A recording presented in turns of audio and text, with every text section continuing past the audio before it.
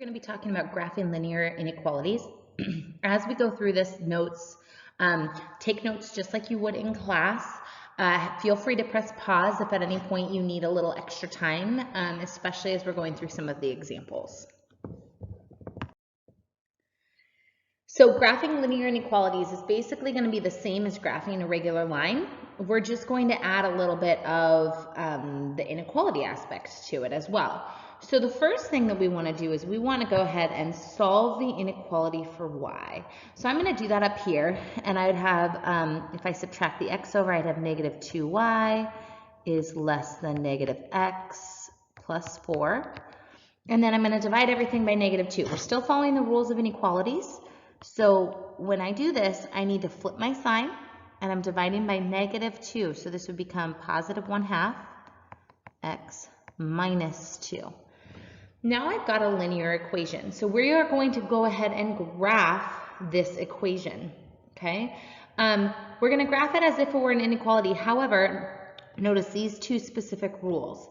So the first rule is that if you have less than or greater than, we're going to use a dotted line. That shows that we get infinitely close to that line, but we don't actually touch the line.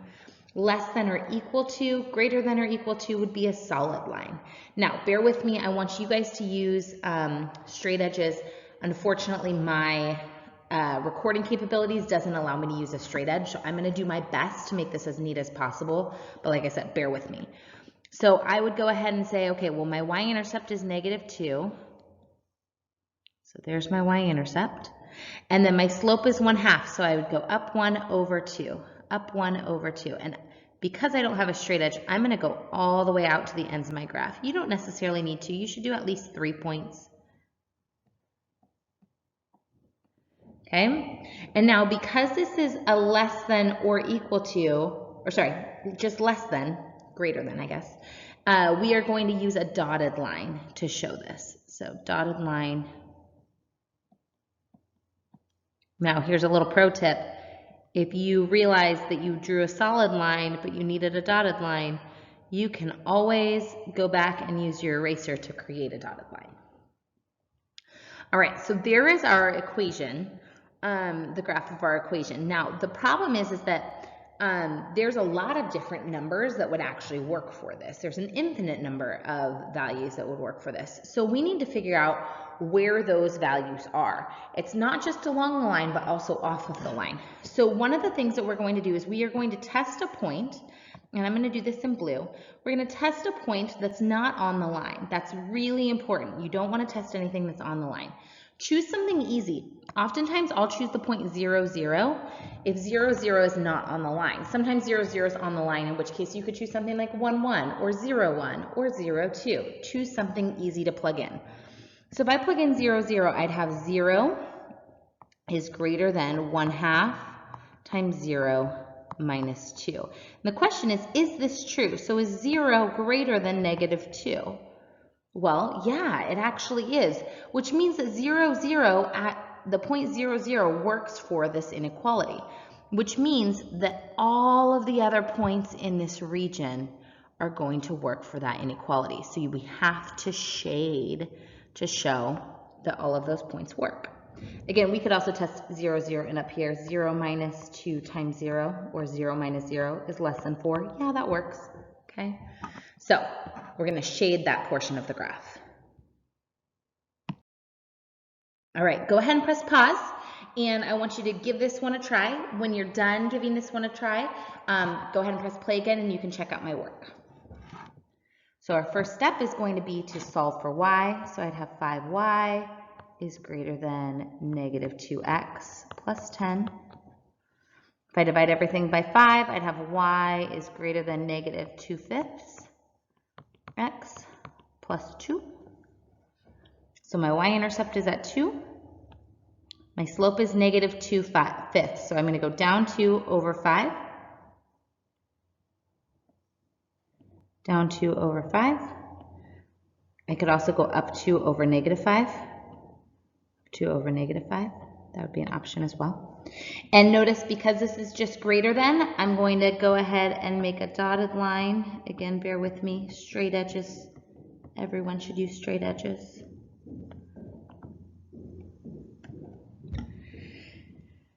And now finally, let's test a point. Again, we could test a point 0, 0. Let's see what happens. If I have 0 is greater than negative 2/5 times 0 plus 2. Is 0 greater than 2? No, that's not the case. So since 0, 0 is not greater than 2, then we're going to shade the opposite side from 0, 0. Okay, so we'll shade that in. If you want to use some color, that's fine. So another question that I might ask you with a question like this is I might say, name a solution to this inequality. Okay, so if we want to name a solution to this inequality, any of the solutions that are inside that shaded region, or any of the points that are inside that shaded region, would be solutions.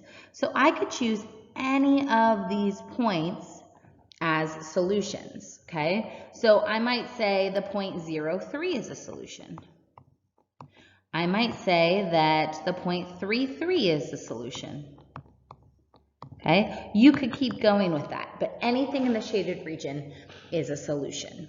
What does it mean to be a solution? A solution means that it works for the equation. So like, for example, 3, 3, if I were to plug that into that original equation, I'd have 2 times 3 plus 5 times 3 is greater than 10. Well, isn't that true? 6 plus 15, yeah, that's greater than 10. So all that having a solution means is that it works for the original inequality. All right, we might deal with some word problems here too.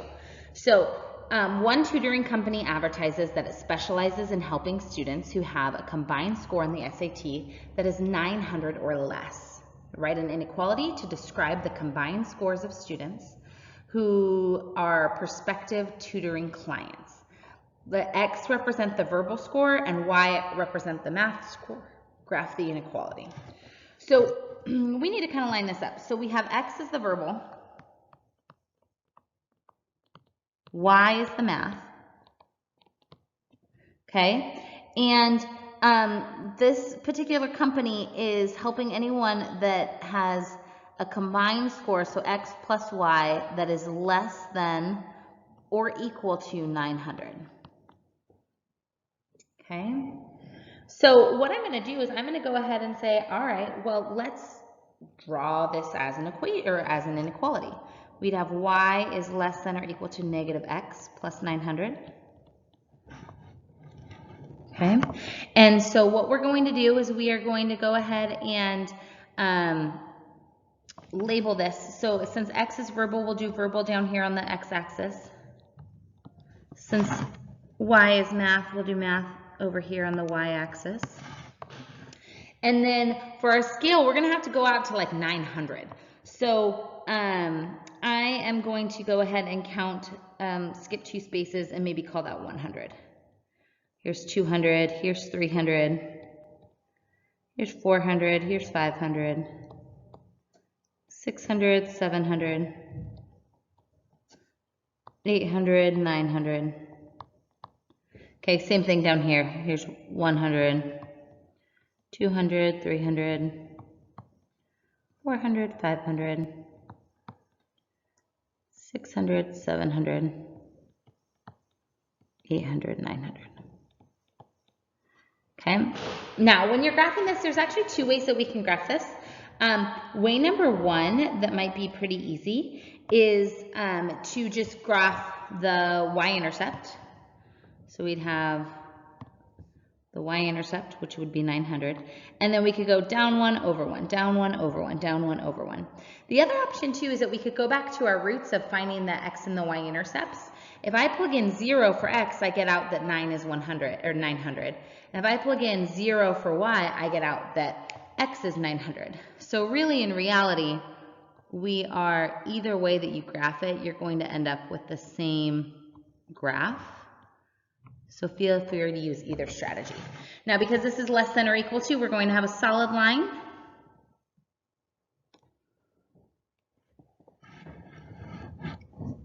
And then we need to shade. So let's go ahead and choose something. If I test out 100, 100, I'd have 100 is less than or equal to negative 100 plus 900. Well, is 100 less than 800? Yeah, so this is all going to be the shaded region. It's underneath that triangle. Now, this particular inequality, I think we could actually provide some additional restrictions. We're going to do that later when we talk about systems of equations in chapter 3. But I don't think it's possible to score a 900 on your math. So we might have to actually add in a few extra restrictions. But for now, that's okay. It gets the point across. So the question is, does a student with a verbal score of 480 and a math score of 410 fit the tutoring company's guidelines?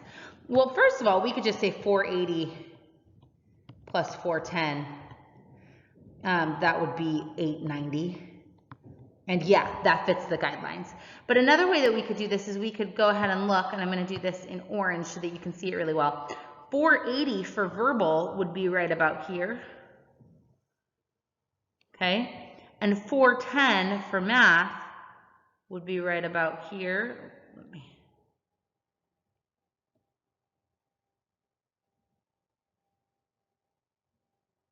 Okay, right about there. So that point looks like it's pretty darn close to being inside that solution set. So that's the other way that we can think about this.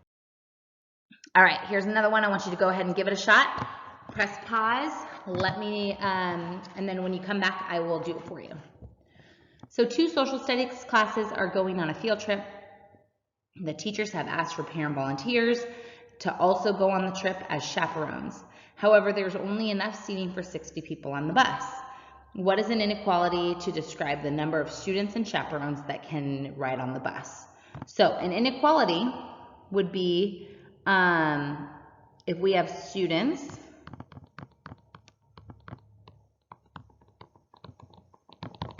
and then I have chaperones.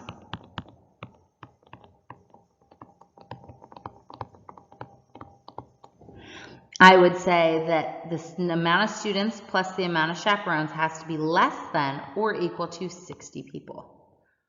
Okay, less than or equal to 60 people. So we could probably answer this question down here without even graphing, but then we'll go ahead and graph it too. So 15 chaperones and 47 students ride on the bus. Is that possible? Well, 15 plus 47, that would equal what, 62? So that does not work. But let's go ahead and graph this just for some practice. So again, I'm going to graph this using the X and Y intercepts, just so you can see it. So if I have students on the X-axis and then chaperones on the Y-axis, it doesn't actually matter. We would say, okay, the number of chaperones, if the students is 0, we could take 60 chaperones. So I got to count all the way up to 60. Here's 10, 20, 30, 40, 50, 60. So if we take 0 students, we'd have 60 chaperones. If we take 0 chaperones, 10, 20, there's 40, there's 60. We'd take 60 students. So what we're going to do is we're going to go ahead and combine those. I'm just drawing some dots here to make that line. Now, if we tested out 10 and 10, if we took 10 students plus 10 chaperones, would that be less than or equal to 60? Absolutely. So we'll just shade that region. Okay. All right, so really all that you're doing is you're graphing those linear equations using whatever method for graphing you like, and then we're doing the shading. Don't forget your shading. Here is your homework. Page 119, numbers 1, 3, 5, 8, 10, 14, 35. And then also there's a challenge problem number 34. I want you all to try the challenge problem, but if you don't get it right away, that's okay. You should have quite a bit of time left in class. So my expectation is that once you're done watching this video, get out your homework. You shouldn't have that much homework this week because I'm giving you this extra time. So my expectation is that you're working the whole time. You all have plenty to do. Go to work. Have a great day. Bye-bye.